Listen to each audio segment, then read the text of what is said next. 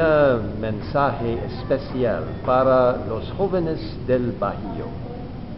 Mi consagro, mi preparo, apoyo, soy amigo, testifico, objetivo, jóvenes al servicio de Dios.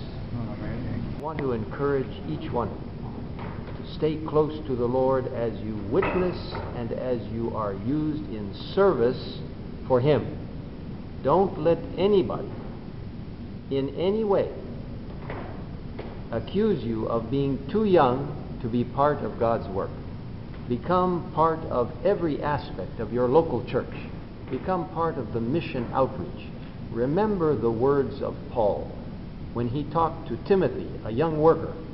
He said in 1 Timothy chapter 4, "Let no one despise your youth." Now he could have ended there, and Timothy could have said, "I'm going to defend myself and be a real strong young person." But then he went on to say exactly why he should not let anyone despise his youth. Because Timothy was to be an example, just like you in Bahia. Be an example to the believers in word, in conduct, in love, in spirit, in faith, in purity. I challenge you by God's grace, stay close to Christ. Stay close to the Word of God. Stay close to Him through prayer.